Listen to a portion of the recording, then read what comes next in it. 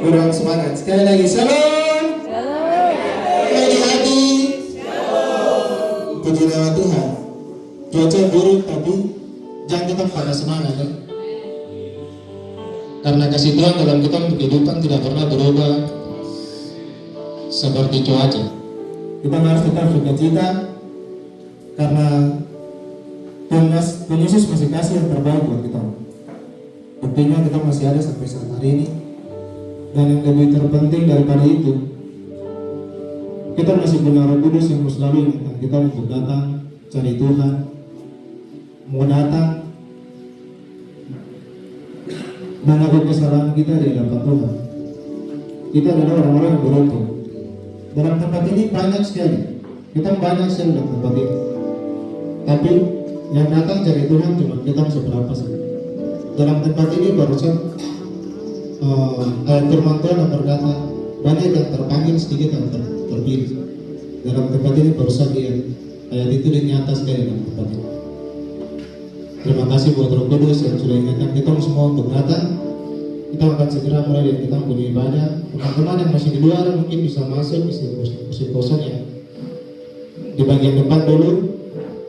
Mari teman-teman yang di sebelah kiri saya nih, yang bagian sebelah sini, mari kami isi kursi-kursi kosong di depan dulu. Kita penuhi yang depan supaya nanti teman-teman.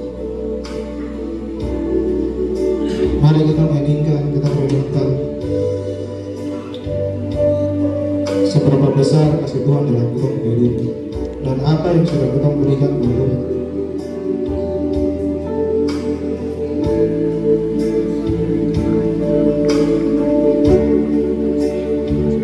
Kita akan menyanyikan pujian yang berkata, dengan apa akan kubalas. Allah yang setia,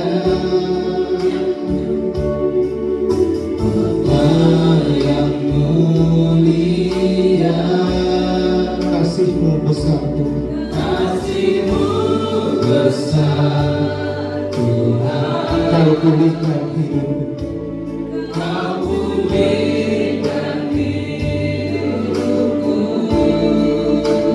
Kaulah harapanku,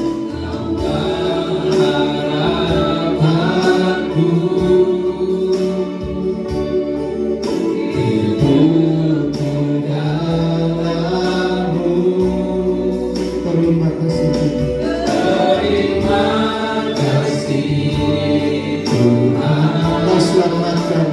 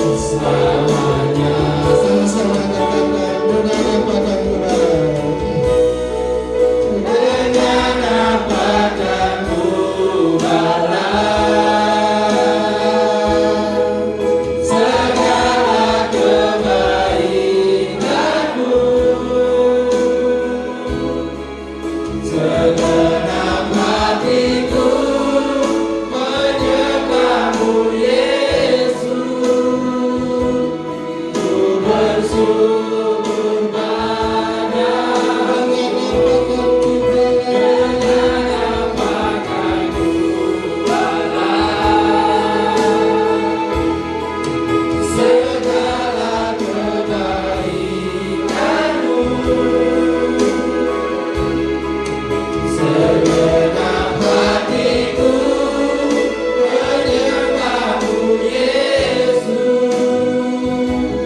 ku bersyukur.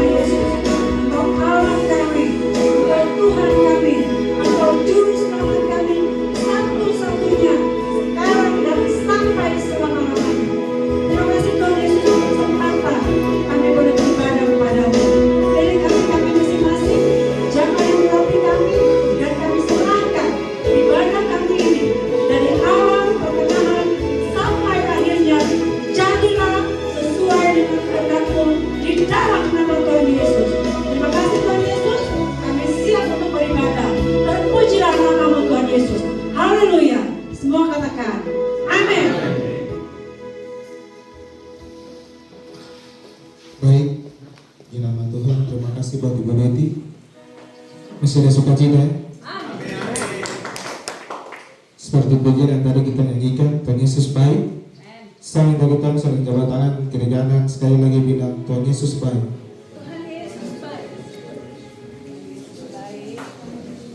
Dalam ketidakbaikan pun tetap Tuhan Yesus baik. Tuhan tidak pernah rencanakan yang tidak baik buat kita. Tuhan selalu rencanakan yang baik.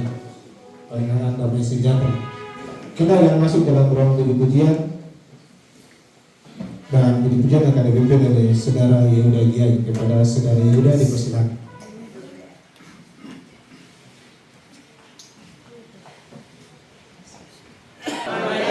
Siap memuji Tuhan. Amin. Kita beri semangat kalau untuk Tuhan ya. Kita memuji Tuhan dengan lagu yang bergirang-girang. Hari ini harinya Tuhan. Hari yang telah dijadikan Tuhan.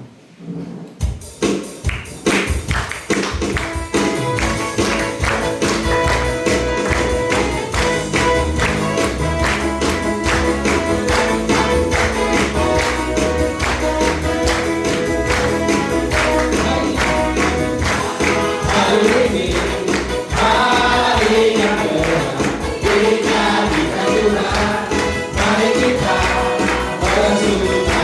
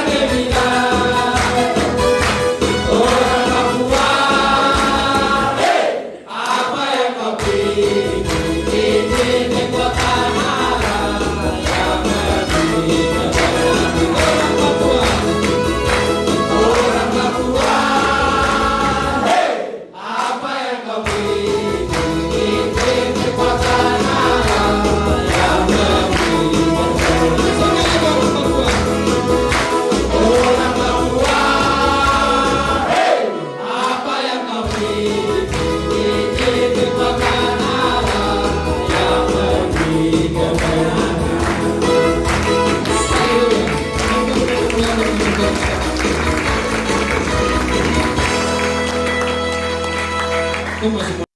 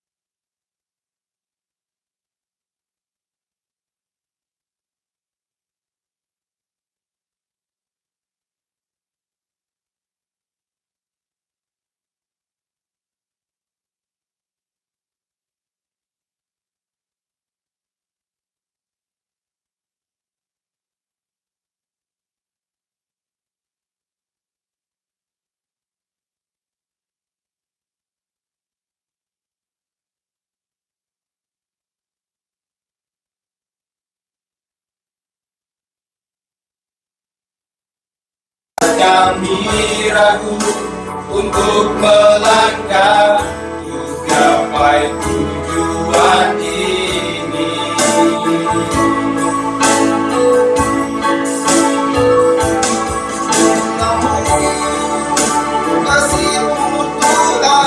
Kasih Tuhan satukan hati kami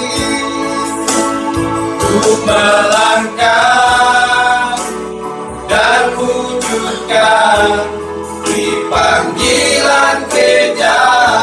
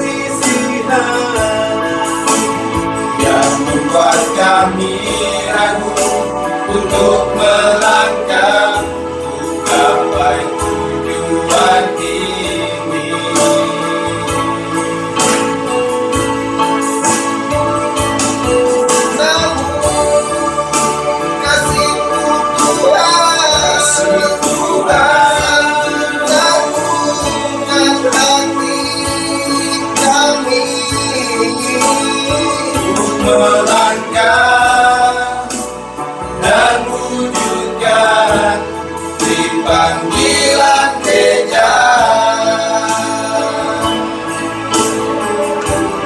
Pujian syukur ini kami panjatkan untukmu di atas tanah ini. Sebablah kau sebablah kau bagi jemaatmu dengan kasih. Satukanlah kami setia sekata dalam melakukan perintah-Mu, Tuhan, untuk jadikan semua bangsa dunia murid Tuhan. Pujian syukur ini kami panjatkan untukmu di atas tanah ini. Sebablah kau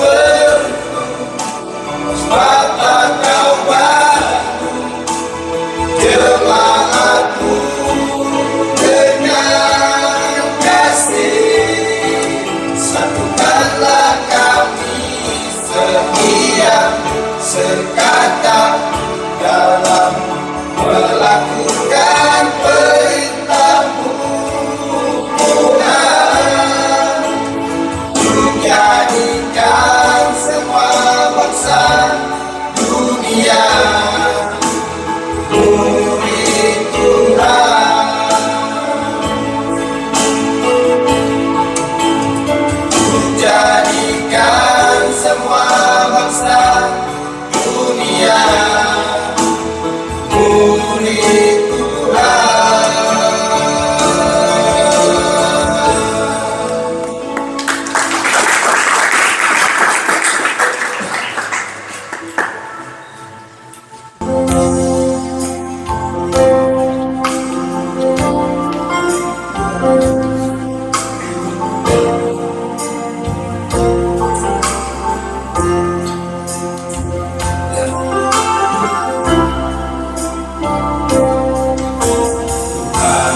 Kami datang siang tak berganti malam, pagi pun datang kembali bersama pengharapan kepadamu, menyambut hari ini tiada terbatas kasih setiamu.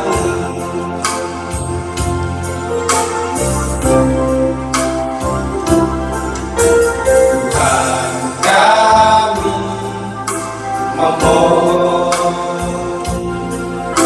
urapan kuasa Roh mengantarkan kami masuk pada jalan menuju hadirat-Mu. Kami tak mampu untuk melangkah seorang diri,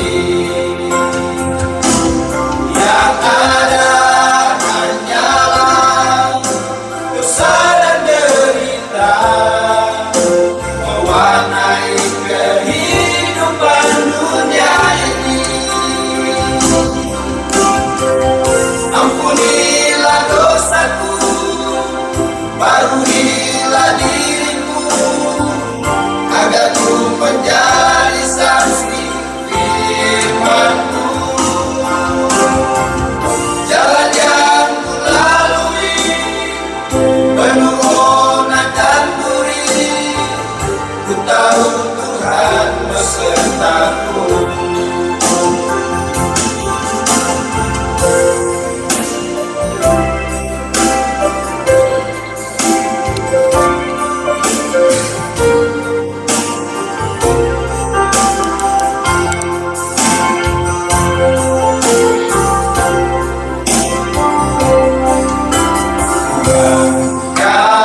kami memohon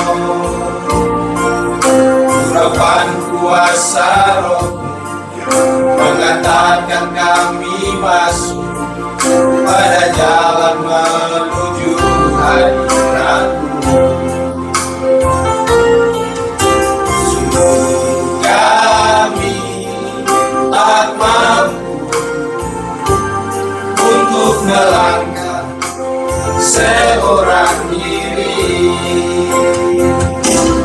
Yang ada hanyalah dosa dan derita mewarnai kehidupan dunia ini.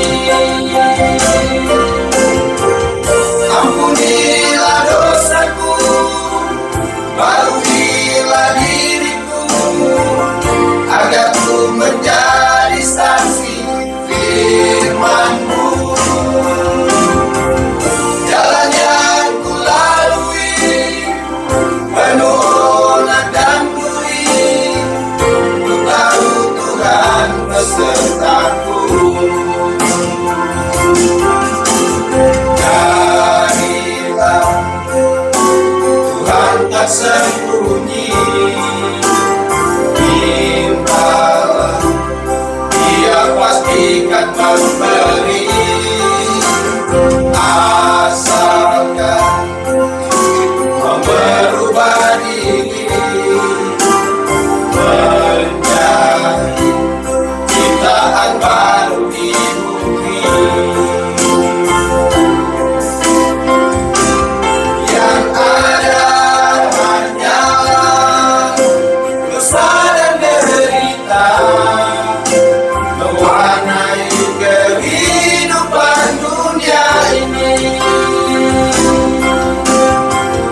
Ampunilah dosaku, baruilah diriku, agar ku menjadi saksi firman-Mu. Jalan yang ku lalui penuh onak dan duri, ku tahu Tuhan besertaku. Ku tahu Tuhan besertaku. Ku tahu Tuhan besertaku.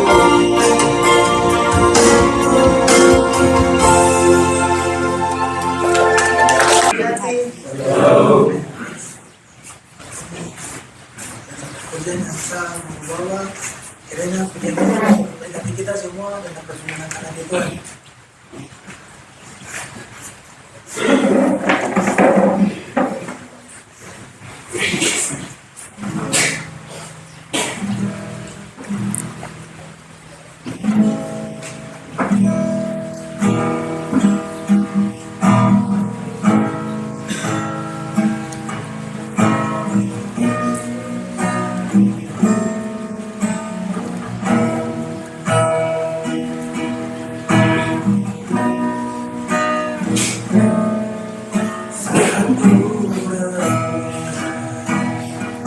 Hidup bersamamu seringkali melukakanmu. Berdari sendiri seakan ku mampu melalui hari yang baru. Semakin berat beban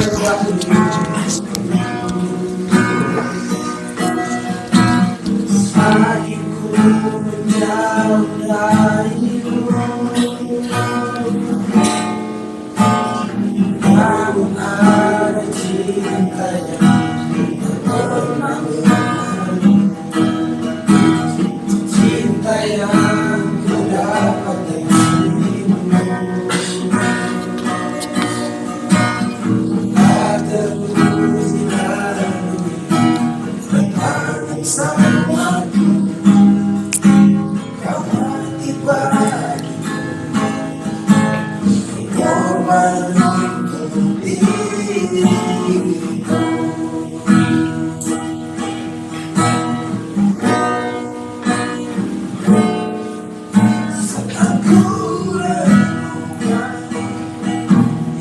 bersamamu.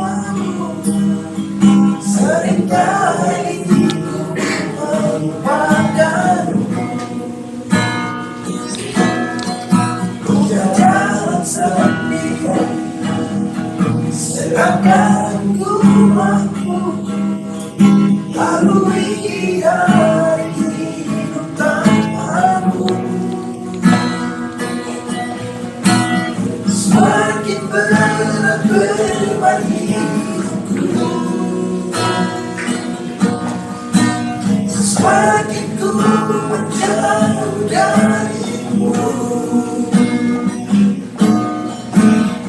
Namun ada cinta yang tak pernah berakhir, cinta yang ku dapat darimu. Tak terus dilalui halangan sang waktu, kau mati bagi berkorban untuk diriku. Cinta yang tak pernah berlalu, cinta yang ku dapat darimu. Tak terus dilalui rentangan sang waktu, kau mati bagi berkorban untuk diriku. Kau mati bagi berkorban untuk diriku. Kom. Damai di hati. Iya, puji Tuhan. Hari ini saya tidak baru ngeh tadi juga kalau hari ini tanggal 27. 10 hari yang lalu mama saya dipanggil pulang Tuhan tanggal 17 Oktober. Di hari Kamis pagi sekitar jam 7 pagi. Di tahun ke-7 dia stroke. Saya sengaja tekankan angka 7 karena memang buat saya itu angka 7 adalah angka adalah simbol juga seperti Tuhan Yesus, dia memilih 12 muridnya. Kemudian angka-angka 12 yang lainnya ada arti-artinya. Buat saya angka 7 adalah telah sempurna bagi Oma untuk saatnya dia pulang. Saya mau bilang di sini begini. Kita semua ini adalah orang-orang yang berdosa. Pemberontak, anak-anak yang suka memberontak orang tua. Kita ada juga di tempat ini karena kita melakukan kesalahan. Mungkin dia tidak melawan orang tua, tapi ketika kita ada di sini itu berarti kan kita membuat orang tua kita jadi entah malu, entah gimana lah rasanya. Berarti kita berdosa terhadap orang tua. Saya cuma mau pesan begini. Seberat apapun yang kita lakukan terhadap orang tua kita tidak pernah membenci kita. Mereka akan selalu menerima kita kembali. Dan saya mau bilang begini, waktu engkau marah dengan orang tuamu, ingatlah bahwa kasihnya tidak pernah hilang dari engkau. Dan ingatlah ketika dia pergi, entah itu bapakmu, entah itu ibumu, engkau akan merasakan kesedihan yang luar biasa. Saya telah mengurus orang tua saya stroke 7 tahun. Tetapi ketika dia pergi saya merasa sangat kehilangan. Dan puji Tuhan kembali lagi ke angka 7 tadi, saya dihiburkan Tuhan lagi pagi hari ini dengan yakin bahwa saya punya mama ini sudah ada di surga. Sekalipun di masa-masa hidupnya dulu dia tidak jarang bergereja. Nanti ketika bersama-sama dengan saya, kemudian dia mulai belajar untuk bergereja, belajar untuk memuji Tuhan. Dia dulunya adalah Gemim, yang sekarang GKI di sini. Di sana kan sulit. untuk tepuk tangan, untuk menyanyi bergirang-girang. Jadi di masa Oma ada bersama dengan saya selalu ingatkan, ingat Oma, kita pulang ke surga, kita tidak akan pernah rasa lapar, tidak perlu bekerja. Yang kita lakukan hanyalah memuji dan menyembah Tuhan. Kalau engkau di dunia ini tidak pernah belajar memuji dan menyembah Tuhan, kok jangan menghayal masuk surga. Jadi selama kita masih bernapas, mari kita belajar memuji dan menyembah Tuhan. Sebab itulah pekerjaan kita ketika kita kembali ke surga. Pertanyaannya, apakah engkau yakin mau pulang ke surga? Mulai persiapkan sejak engkau masih bernapas. Jangan tunggu saya masih muda kok. Tunggu nanti saya sakit dulu. No. Belum tentu kita semua memiliki kesempatan seperti Oma yang tinggal tidur-tidur di tempat tidur. Tapi puji Tuhan saya percaya bahwa dia sudah ada di surga. 2 lagu kesukaannya yang selalu dinyanyikan. Tuhan Yesus kirim Roh Kudus. Kemudian ada lagi satu lagu yang sampai hambanya Ibu Pendeta Rina hafal.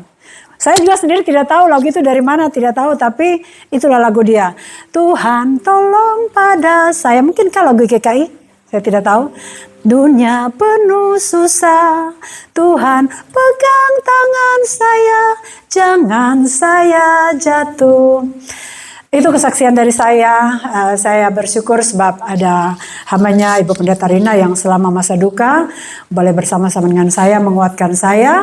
Dan pagi hari ini boleh bersama-sama dengan saudara-saudara semua untuk menyampaikan bahwa senakal-nakalnya kita jangan pernah terlalu bandel dengan orang tua. Sebab ketika mereka pergi, engkau akan merasa sangat kehilangan. Engkau akan bilang, aduh, saya sudah tidak punya kesempatan lagi untuk minta maaf, minta ampun. Ingat ya, hukum kelima dikatakan bahwa hormatilah orang tuamu, ayah dan ibumu, supaya lanjut umurmu di tanah yang diberikan Tuhan kepadamu. Lanjut umur bukan engkau nanti menjadi tua tidak. Tetapi anak dan cucu-cucumu akan selalu ada di hadapan Tuhan. Itu maksudnya lanjut umurmu di tanah yang diberikan Tuhan kepadamu. Baik, puji Tuhan, saya akan tutup kesaksian ini dengan pujian Semua Baik.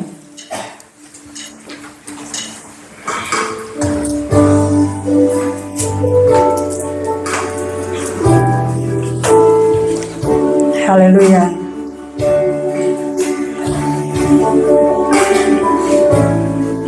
Amin Tuhan. Dari semula telah kau tetapkan hidupku dalam tanganmu, dalam rencanamu Tuhan. Rencana indah telah kau siapkan bagi masa depanku yang penuh harapan. Amin Tuhan.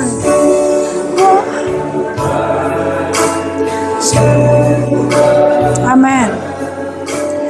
Apa yang telah kau perbuat di dalam hidupku,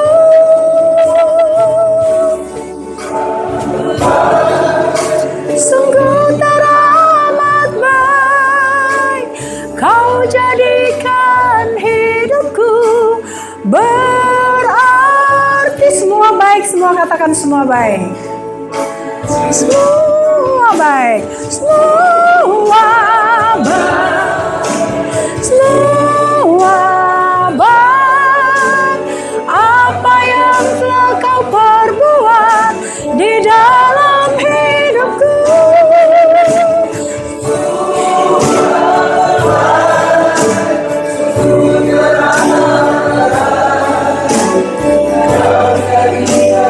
hidupku berarti. Kau jadikan hidupku, kau jauh berarti. Haleluya, puji Tuhan. Kami langsung masuk dulu. Penyampaian firman Tuhan yang akan dibawakan oleh Ibu Pendeta Rina. Untuk sebelum itu saya mengajak jemaat sekalian kita bangkit berdiri. Kita akan mengucap pujian penyembahan yang berkata Tuhan bersabda.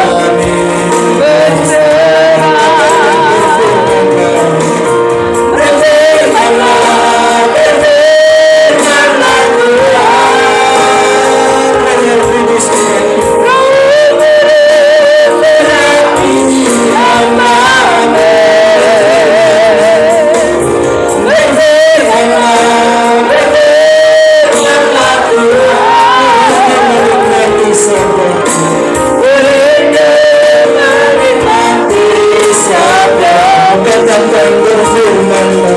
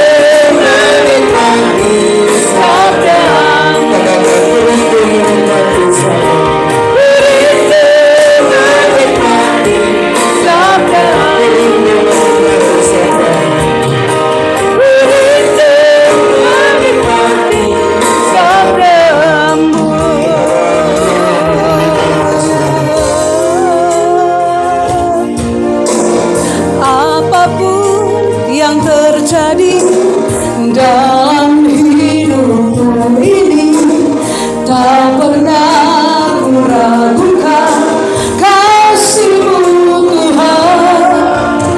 Lewat gunung yang tinggi, dalam lembah yang curam, tak pernah ku ragukan janji-Mu Tuhan. Apapun yang terjadi, apapun yang terjadi dalam hidupku ini, tak pernah ku ragukan kasih-Mu Tuhan. Lewat gunung yang tinggi, dalam lembah yang curam, tak pernah ku ragukan janji-Mu Tuhan. Kau berfirman, Kau berfirman dan sembuhkanku.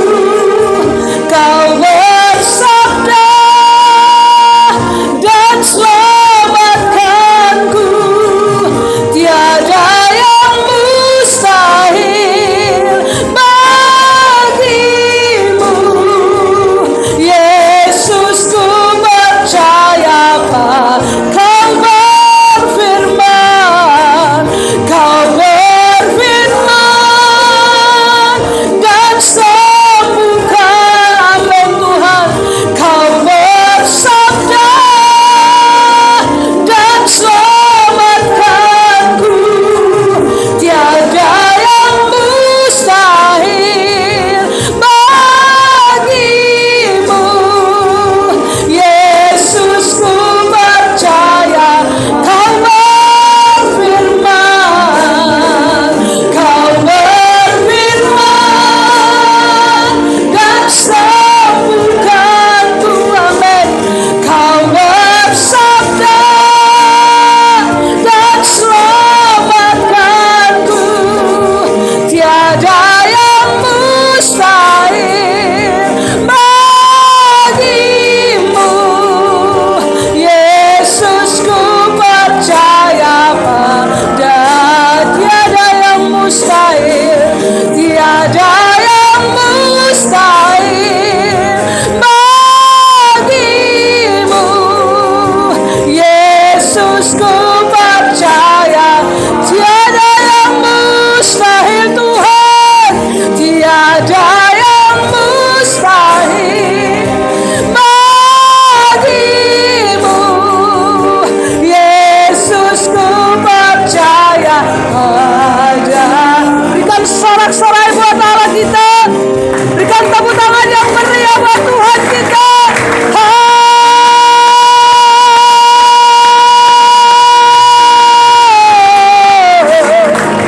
Tiada yang mustahil bagimu Tuhan, tiada yang mustahil bagimu Allahku. Tiada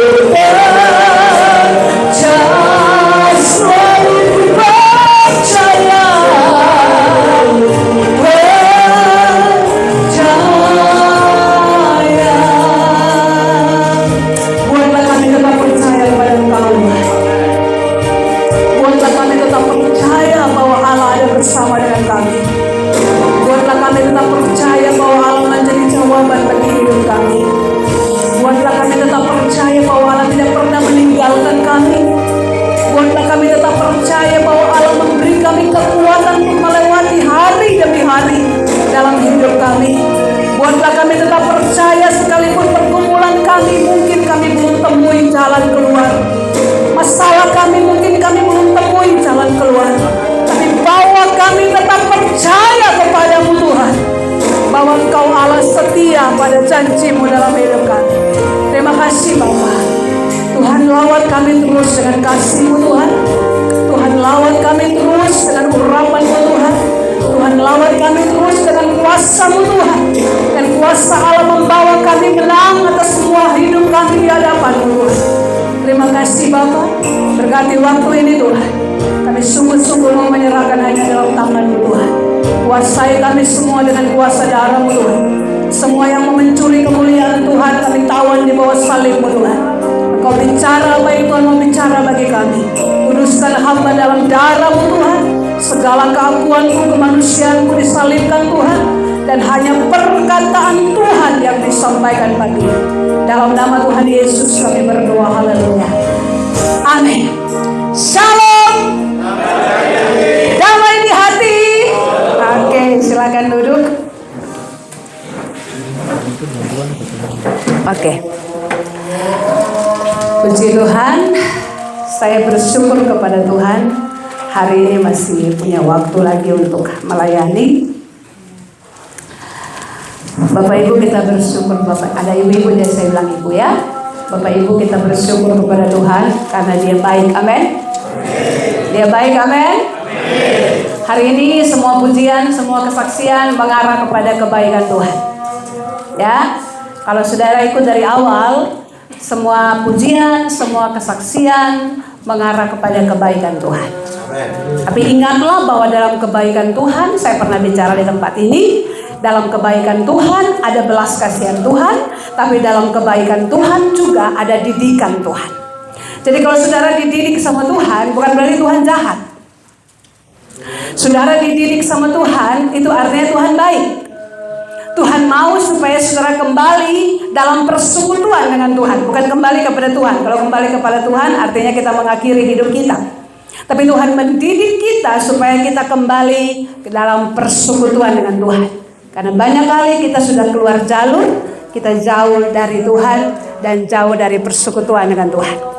Hanya dua pribadi yang menuntun hidup kita. Kalau bukan Tuhan, setan. Kalau bukan Tuhan yang menuntun hidup kita, setan yang tuntun hidup kita. Dan kalau setan tuntun hidup kita, oke. Ini kayaknya tidak perlu pakai mic ya. Kalau setan yang tuntun hidup kita, itu artinya kita banyak melakukan. Dengar suara saya di belakang? Oke, ini suara KKR jadi pasti besar. Ya, kalau setan yang tuntun hidup kita, pasti hidup kita berpikir bahwa kita sedang melakukan hal yang baik, tapi kita sedang melakukan hal yang jahat di mata Tuhan. Karena yang baik belum tentu benar, tapi benar sudah pasti itu baik. Ya? Yang baik belum tentu benar, tapi benar sudah pasti itu baik. Karena baik bisa ada otak kita berpikir di dalam, kemanusiaan kita terlibat di dalam, tapi kalau sudah bicara kebenaran, itu berarti firman menjadi dasar. Kalau sudah bicara kebenaran. Kalau bicara kebaikan, kita punya kemanusiaan masih bisa masuk ke dalam. Tapi kalau sudah bicara kebenaran, selalu firman menjadi dasar bagi kita. Pagi ini saya mau bicara bagi kita bahwa belajarlah menghargai anugerah Allah dalam hidup kita. Saudara, kalau bangsa Israel dipilih Tuhan, bukan berarti mereka lebih hebat dari kita.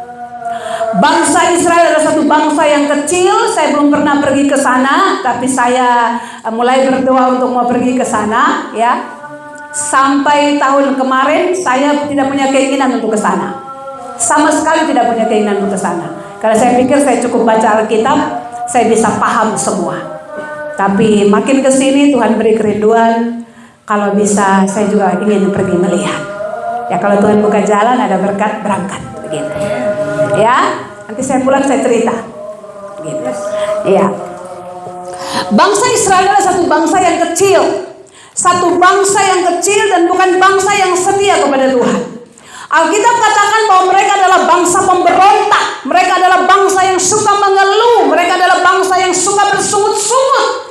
Tapi Tuhan Allah di dalam perjanjiannya, Dia harus memilih satu bangsa untuk menjadi contoh bagi Dia, untuk melakukan kesetiaannya, untuk melakukan kebaikannya, bahkan untuk melakukan murka Makanya supaya manusia bisa punya patron, bisa punya gambaran dalam hidup mereka. Dan ketika Israel gagal melakukan apa yang Tuhan mau, perjanjian Allah itu sampai kepada kita. Tapi saudara harus tahu, kalau saudara baca kitab Wahyu, itu ada bilangan yang sudah ditentukan oleh Allah, bilangan orang-orang yang harus diselamatkan. Karena itu tadi Ibu Neti bilang, mari kita berjuang. Oma hampir 7 tahun stroke. Oma tidak bisa jalan menginjil ketika dia berjumpa dengan Tuhan. Ketika dia dibawa dalam baptisan, berjumpa dengan Tuhan. Dan dia tidak bisa berjalan, dia tidak bisa leluasa untuk menginjil. Tapi saya bilang, firman yang selalu dia dengar dari anaknya, dari cucunya, dari kami para hamba-hamba Tuhan yang datang. Kami tidak tahu di kamar dia bikin apa dengan Tuhan. Mungkin dia sendiri punya perenungan dengan Tuhan. Kami tidak tahu. Tetapi pada waktu dia dipanggil Tuhan, hari Kamis 1 minggu yang lalu, 10 hari yang lalu, Tuhan mempermuliakan diri Tuhan luar biasa dalam hidup Oma. Sangat luar biasa. Hampir 3 hari jenazah ada. Tapi saya bilang sama Ibu Deti, Oma seperti diawetkan. Cantiknya tidak berubah sampai kami bawa untuk dimakamkan. Semua orang yang datang melayat selalu mengeluarkan perkataan, cantik sekali ya Oma ini.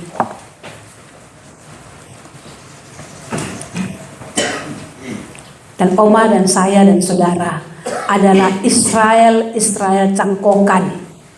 Israel yang dipilih Allah ketika bangsa Israel gagal melakukan apa yang Tuhan mau dalam hidup mereka. Saudara, tinggal 2 bulan lagi atau tinggal 1 bulan lagi kita akan merayakan Natal ya.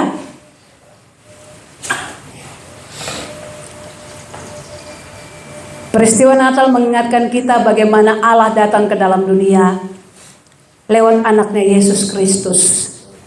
Karena ada program besar untuk mencari dan menyelamatkan kita yang hilang.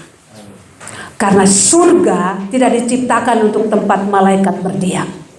Surga diciptakan untuk tempat ciptaan Tuhan yang mulia masuk ke dalam untuk berdiam di dalam. Karena ciptaan Tuhan yang mulia ini telah dirusak gambarnya oleh iblis, sehingga ciptaan Tuhan yang mulia menjadi tidak mulia lagi. Gambar diri Allah dalam diri kita ini menjadi rusak. Artinya satu manusia pun tidak memenuhi standar untuk masuk dalam kerajaan surga. Karena itu Yesus yang datang sebagai manusia tidak berdosa harus mencari dan membawa kita kembali. Harus mencari dan melepaskan kita dari cengkeraman iblis. Dan ketika kita merespon Yesus dalam diri kita, kita memiliki hak untuk masuk kerajaan surga. Mari kita buka satu bagian firman Tuhan dari kitab Roma. Firman Tuhan ini mungkin ada yang sudah hafal, tapi saya ingin bagi buat kita. Roma pasal 12 ayat 1 sampai ayat yang kedua. Roma 12 ayat 1 sampai ayat 2. Ya, saya tidak bicara banyak karena sudah mau jam 12. Tapi saya akan coba bicara cepat buat kita dan saya harap kita bisa menerima firman ini. Roma 12 ayat 1 dan 2. Persembahan yang benar. Karena itu saudara-saudara, demi kemurahan Allah aku menasihati kamu supaya kamu mempersembahkan tubuhmu sebagai persembahan yang hidup, yang kudus dan yang berkenan kepada Allah. Itu adalah ibadahmu yang sejati. Janganlah kamu menjadi serupa dengan dunia ini, tetapi berubahlah oleh pembaharuan budimu, sehingga kamu dapat membedakan manakah kehendak Allah, apa yang baik, yang berkenan kepada Allah, dan yang sempurna. Coba kita lihat di pasal 11 ayat 25. Sebab saudara-saudara, supaya kamu jangan menganggap dirimu pandai, aku mau agar kamu mengetahui rahasia ini. sebagian dari Israel telah menjadi tegar sampai jumlah yang penuh dari bangsa-bangsa lain telah masuk, termasuk kita. Dengan jalan demikian seluruh Israel akan diselamatkan, seperti ada tertulis, dari Sion akan datang penebus, ia akan menyingkirkan segala kefasikan daripada Yakub, dan inilah perjanjianku dengan mereka apabila aku menghapus dosa mereka. Mengenai Injil, mereka adalah seteru Allah oleh karena kamu, tetapi mengenai pilihan, mereka adalah kekasih Allah oleh karena nenek moyang.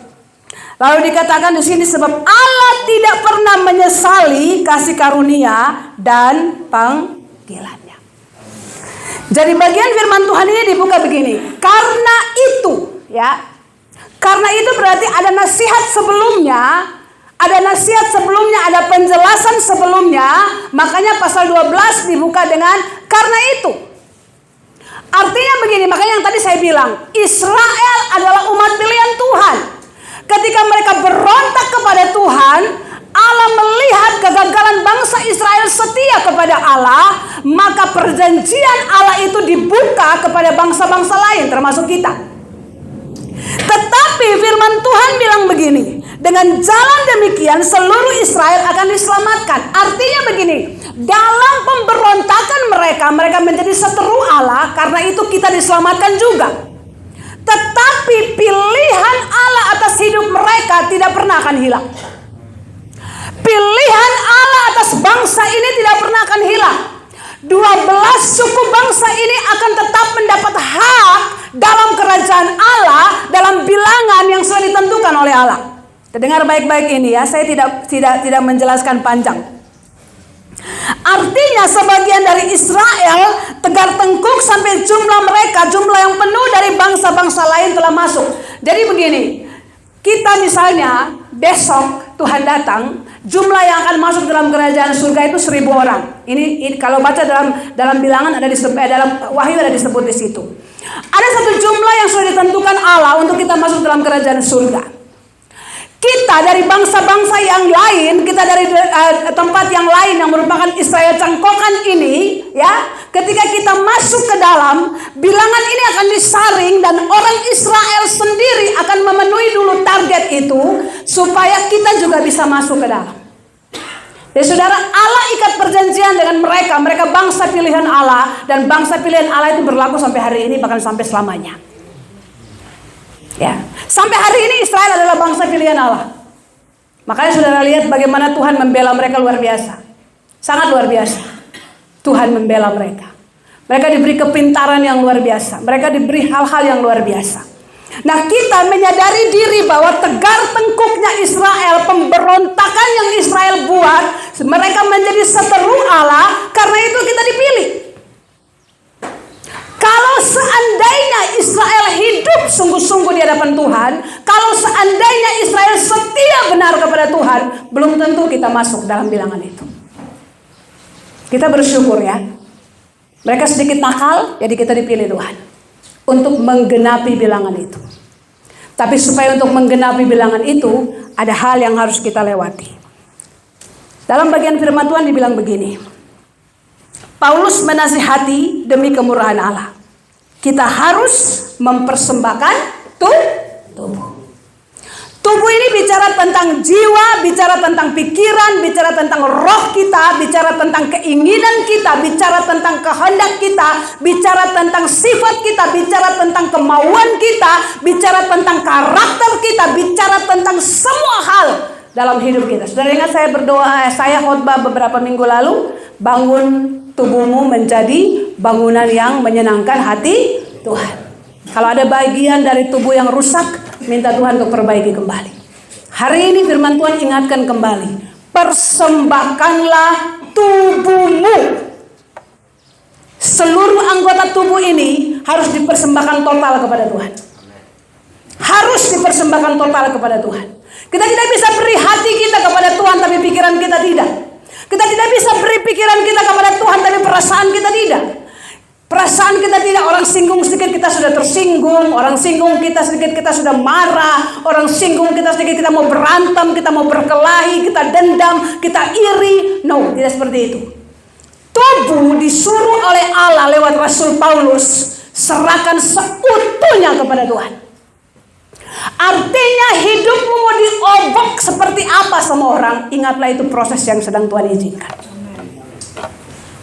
Dan ketika saudara menang dengan proses itu, saudara akan memiliki kehidupan yang kudus dan yang berkenan kepada Tuhan. Orang yang bisa melewati proses dalam hidup dia, yang akan mengalami perubahan ke arah hidup yang kudus dan hidup yang berkenan kepada Tuhan. Tapi orang yang gagal melewati proses dalam hidup dia akan seperti bangsa Israel yang bersungut, mengeluh, dan segala sesuatu bisa dia lakukan, dan hidupnya tidak akan menjadi hidup yang kudus dan berkenan kepada Tuhan. Wahyu bilang begini, kalau cinta Tuhan sungguh-sungguh. Kalau mau cinta dunia sungguh-sungguh. Orang yang setengah-setengah atau berdiri di dua kaki, itu Tuhan jijik lihat dia. Kalau Tuhan jijik lihat kita, bagaimana Tuhan mau terima kita dalam kerajaannya? Kalau Tuhan tidak suka lihat rupa kita, bagaimana Tuhan mau terima kita dalam kerajaannya? Terlibat dalam beberapa pelayanan KKR, saya terlibat dalam tim doa dari zaman 20 tahun lalu, ya. Saya tidak tahu hamba Tuhan lain.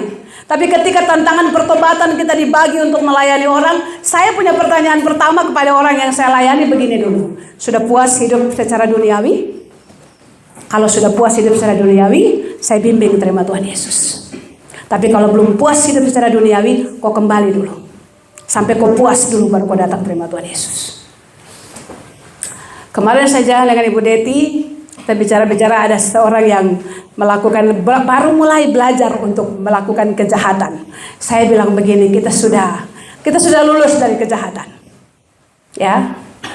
Sudah, saya dulu badan lebih besar dari ini. Ya, sudah bayangkan kalau saya pukul orang seperti apa. Kita zaman SMA itu luar biasa. Berkelahi di tengah jalan itu, kalau tangan belum ada darah orang, kita belum puas. Untung tidak di penjara, karena orang takut dengan Bapak. Saya bersyukur saya berjumpa dengan Tuhan. Saya berjumpa dengan Tuhan. Saya sekolah di sekolah berasrama, Tuhan bentuk saya luar biasa. Punya kakak tingkat, kakak kamar yang betul-betul mengasah saya luar biasa. Sampai di tahap sekarang, saya mau dibuat bagaimanapun juga, saya akan tetap pandang Tuhan. Saya mau dibuat bagaimanapun juga, saya tidak akan pernah tinggalkan pelayanan. Saya mau dibuat bagaimanapun juga, saya akan belajar untuk jaga hati saya. Saya akan belajar untuk jaga pikiran saya. Itu lewati proses, bukan tidak. Bisa melewati proses karena mau serahkan seluruh tubuh ini kepada Tuhan. Saudara harus belajar.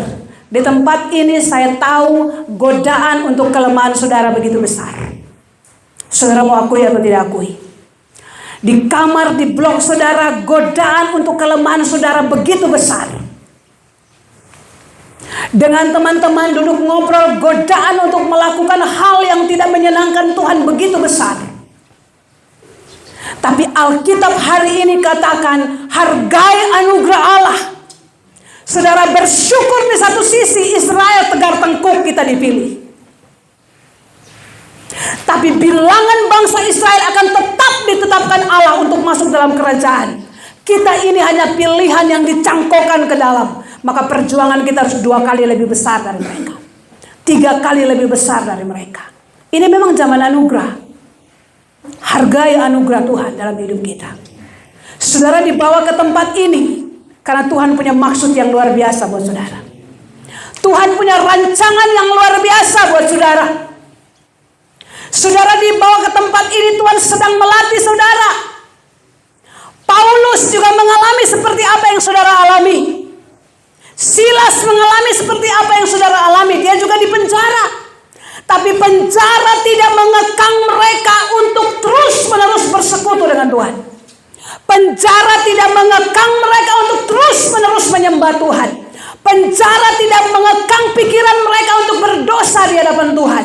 Penjara tidak mengekang hati mereka untuk berdosa di hadapan Tuhan. Saya punya bapak juga seorang narapidana. Pada waktu dia berdoa orang itu meninggal. Lalu keluarga orang itu mengambil CT scan dari orang yang meninggal karena dipukul, lalu lapor ke pengadilan kalau pada waktu bapak saya berdoa orang itu, dia pukul orang itu dengan balok di bagian tengkuk, maka orang itu meninggal. Bapak saya pada itu divonis 2 tahun 9 bulan, dan pada waktu saya ada di perut mama saya. Mungkin karena itu Tuhan pilih saya jadi hamba Tuhan. Kalau keluarga yang membuat kesaksian palsu, bapak saya di penjara. Hampir setiap bulan, bukan setiap tahun, hampir setiap bulan keluarga itu meninggal. Bapak tua meninggal, mama meninggal, anak meninggal, adik meninggal, semua. Akhirnya mereka ketakutan. Mereka ketakutan dan pada akhirnya mereka jujur bahwa kesaksian yang mereka berikan adalah kesaksian yang palsu. Satu hal yang mama saya saksikan, setiap malam bapak saya bisa pulang tidur di rumah dengan kami. Dan pagi dia kembali. Dan sampai hari ini, satu petugas polisi juga tidak pernah tahu. Satu petugas sipir juga tidak pernah tahu. Satu pagi mama saya antar bapak saya menuju ke penjara. Dan waktu dia berjalan masuk, pintu-pintu gerbang penjara di Alor itu, cahaya masuk dan terbuka dengan sendirinya. Dia jalan masuk, mama saya lihat dia masuk ke blok. Pintu blok itu pun terbuka dengan sendirinya. Lalu waktu saya baca kesaksian Silas, Paulus dan teman-teman, bagaimana sendi-sendi penjara terbuka dan sipir penjara pikir mereka sudah lari. Lalu dia katakan bahwa Tuhan jangan lari. Mereka katakan kami masih ada di sini. Saya bilang Tuhan, jaga hati, pikiran dan perasaan di hadapan Tuhan. Cara Tuhan luar biasa. Saudara mau keluar saudara harus bikin surat izin kan? Tapi Tuhan buat orang tua saya luar biasa. Dia satu guru buat saya. Satu hari dia bisa duduk di hadapan Tuhan 7-8 jam. Dia bisa duduk di hadapan Tuhan.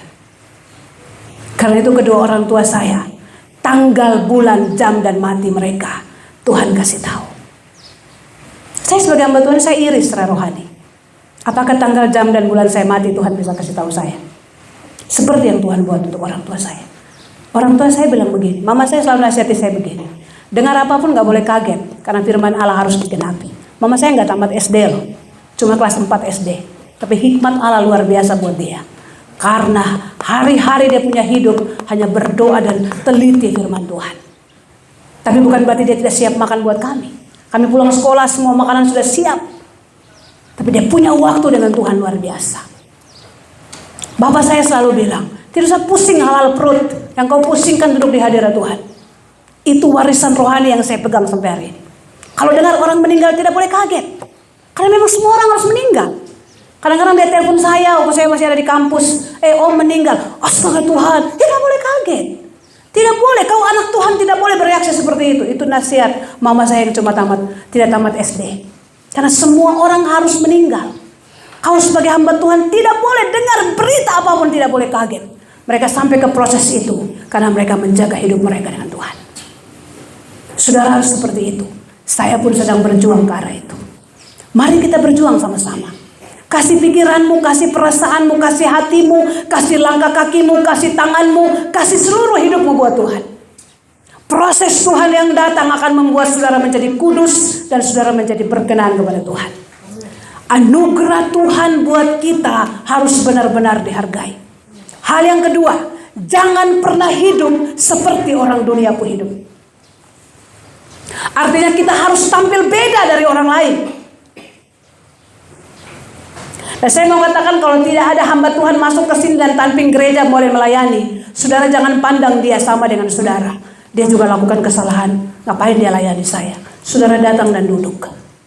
Dari mulut dia akan keluar firman Tuhan yang hidup, yang akan memberkati saudara. Ya, jadi jangan tunggu kita hamba-hamba Tuhan dari luar datang bersaudara datang. Kalau ada hamba Tuhan dari luar mungkin berhalangan, tamping yang harus memimpin. Saat dia berdiri, Tuhan membela dia dan Tuhan membela firman-Nya. Waktu saudara mulai berpikir begini, dia juga sama dengan saya mau, dia masuk ke sini mau. Saudara tahu mereka juga bergumul dengan kelemahan mereka untuk menjadi pelayan dalam gereja. Jangan pernah hidup seperti orang dunia hidup. Saudara harus berani tampil beda. Gampang? Tidak gampang. Tidak gampang. Tapi waktu saudara berusaha, Tuhan akan tolong saudara. Waktu saudara berjuang, Tuhan akan tolong saudara. Rasanya sudah mau pukul ya. Tapi omong bilang gini, aduh untung ada firman. Untung ada firman. Untung ada Tuhan dalam diri saya. Katanya saya tumbuh kemungkinan kau jatuh tidak bangun. Itu saudara mulai berjuang untuk mematikan kelemahan dalam diri. Teman-temanmu boleh hidup tiap hari seperti orang dunia, tapi belajar untuk hidup berbeda. Belajar untuk hidup berbeda. Keluarkan perkataan seperti engkau sedang bicara firman. Alkitab bilang begitu loh. Bicara seperti kita lagi bicara firman. Ya. Walaupun mereka mau bilang kok semacam pendeta saya dalam blog, nasihat kita terus, tidak apa-apa. Tapi pada waktu saudara menasihati dia, jaga hidupmu supaya jangan perkataanmu kembali kepadamu. Lalu orang akan bilang, kau pandai menasihati saya, tapi kau tidak bisa praktek hidupmu. Berani untuk tampil beda. Bisa? Bisa? Bisa? Susah tapi belajar. Justru yang susah itu kalau kita belajar sampai kita menang, ada kepuasan tersendiri dalam diri kita. Iya. Tapi kalau sesuatu yang mudah nggak ada tantangannya, wow, kita mungkin menang tapi nilainya nggak terlalu hebat.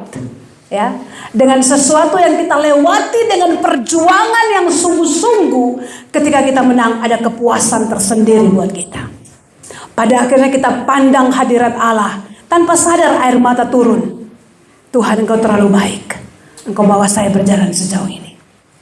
Sampai kadang-kadang kita bilang begini, kenapa orang bikin saya sudah tidak bisa marah ya? Kenapa orang bikin saya sudah tidak bisa emosi ya? Disitulah Tuhan mulai membuat kita berbeda dari orang lain. Tapi harus berjuang.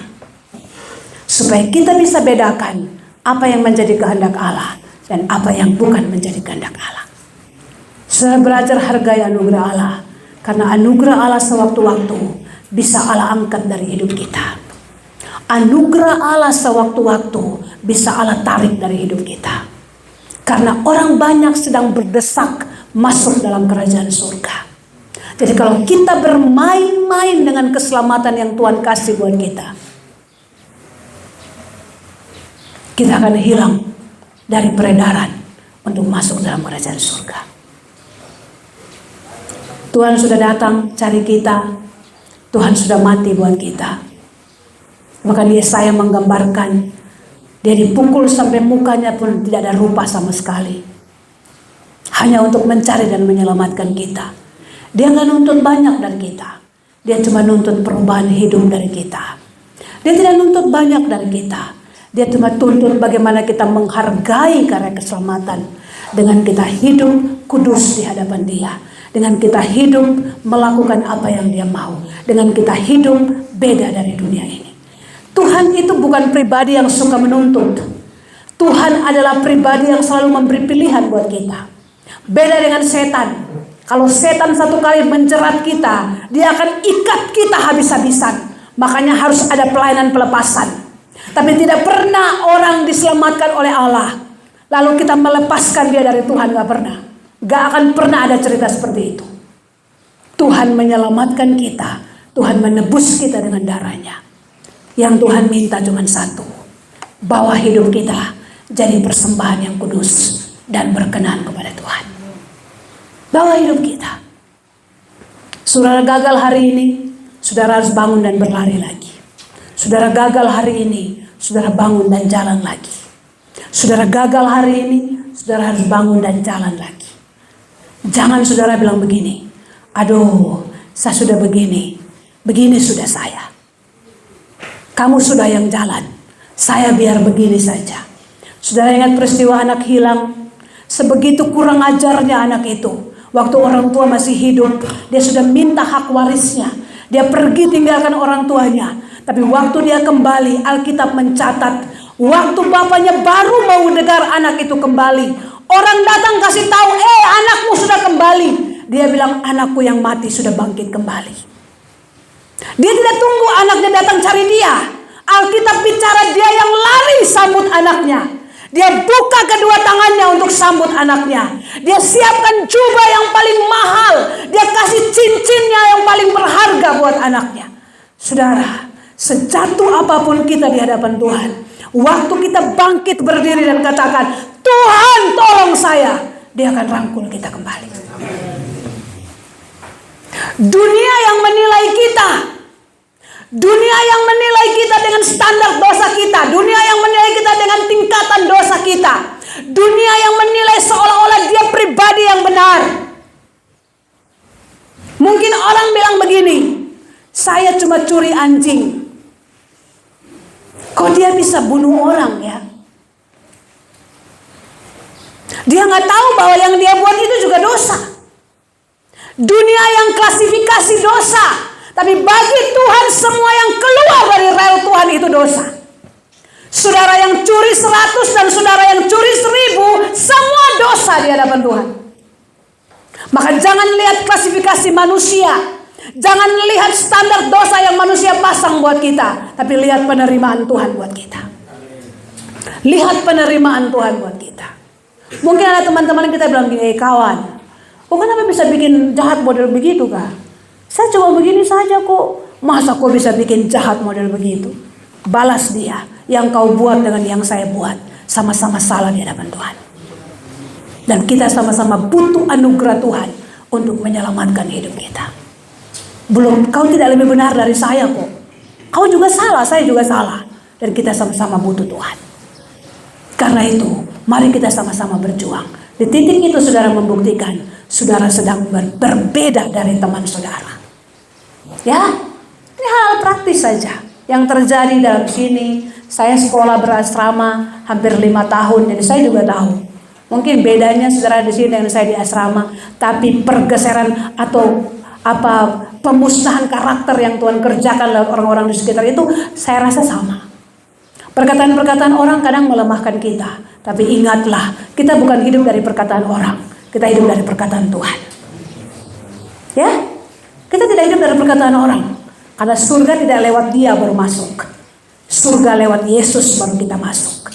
Dan lewat Yesus adalah kita bertobat, menyerahkan hidup kita kepada Tuhan, belajar untuk hidup kudus, belajar untuk hidup berkenan kepada Tuhan, belajar untuk hidup berbeda dari orang lain. Bisa? Mari kita sama-sama berjuang. Saya tidak beri lagi waktu kepada WL ya, karena sudah jam 12. Mari bangkit berdiri, kita akan tutup ibadah kita. Taat kepada waktu, itu juga kita menjadi contoh di tempat ini. Minta maaf ya. Oke, sudah selesai. Sambil berdiri siapkan persembahan. Pujian apa yang disiapkan? Ya, satu pujian saja sambil berdiri kita berikan persembahan. Setelah itu kita doa berkat.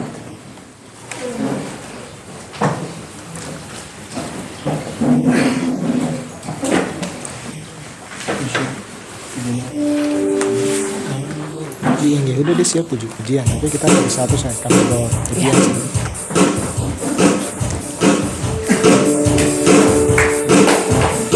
Ya, sambil berdiri siapkan persembahan.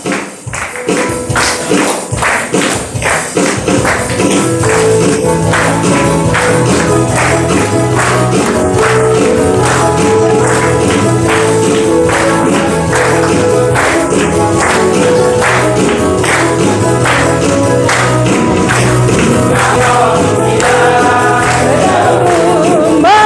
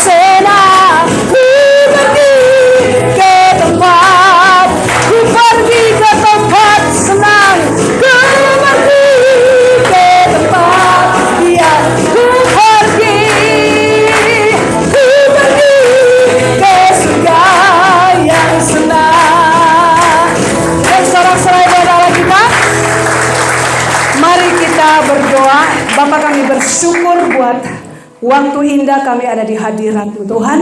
Kami melakukan bagian kami menyenangkan Engkau lewat pujian penyembahan kami. Dan Tuhan juga sudah mengerjakan bagian Tuhan lewat hamba-Mu bicara kebenaran firman-Mu Tuhan. Tuhan, materaikan firman-Mu dalam hidup kami masing-masing. Aku berdoa di dalam nama Tuhan Yesus, segala roh orang kuat dalam hidup kami ikat segala pekerjaannya untuk mencuri kebenaran firman-Mu, membuat kami lupa akan firman-Mu.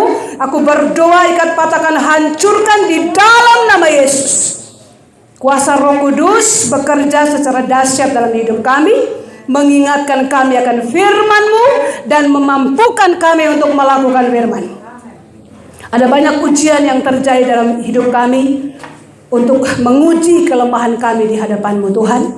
Tapi satu hal kami percaya, ketika tangan Tuhan menggenggam kami, Tuhan akan mengangkat kami, Tuhan akan membawa kami dari satu kemenangan kepada kemenangan yang lain. Terima kasih Bapa, berkati semua hamba-hamba-Mu di tempat ini Tuhan. Berkati mereka dan jadikan mereka menjadi pemberita-pemberita Injil-Mu Tuhan. Ketika mereka kembali ke blok mereka masing-masing, ketika mereka kembali ke ruangan mereka masing-masing, bahkan saat mereka berhadapan dengan petugas pun, mereka mencerminkan identitas sebagai seorang anak Tuhan. Terjadi di tempat ini di dalam nama Tuhan Yesus. Terima kasih Bapa. Payungi tempat ini dengan kuasa darah-Mu Tuhan. Engkau berkati mereka dengan kesehatan, kekuatan. Tidak boleh ada yang sakit Tuhan. Penyakit boleh ada di tempat ini, tapi mereka luput karena Engkau Tuhan. Mereka tetap sehat, kuat karena Engkau Tuhan. Berkati istri mereka, berkati anak-anak mereka, berkati orang tua mereka yang ada di luar, berkati saudara-saudara mereka yang ada di luar. Jagai mereka juga Tuhan dengan kasih-Mu, supaya mereka tenang di tempat ini Tuhan. Terima kasih Bapa, ini doa kami. Kami bersyukur buat persembahan yang sudah kami beri. Kami akan pulang dan kami akan terima berkat Tuhan. Mari semua angkat tangan dan kita terima berkat Tuhan. Berkat dari Allah Abraham, Ishak, Yakub, kasih dari Tuhan Yesus Kristus, kekuatan penghiburan dari Roh Kudus, memampukan kita untuk tetap menjaga tubuh kita menjadi persembahan yang kudus, persembahan yang hidup bagi Allah, persembahan yang berkenan di hadapan Allah. Sehingga ketika Allah datang menjemput kita, mendapati kita sebagai hamba yang setia, masuk dalam kerajaannya yang kekal, menikmati perjamuan dengan anak domba Allah dalam sukacita besar di tengah-tengah kerajaan sorga. Di dalam nama Tuhan Yesus Kristus, kami menutup seluruh rangkaian ibadah kami di siang hari ini. Semua yang percaya katakan, amin. Tuhan memberkati.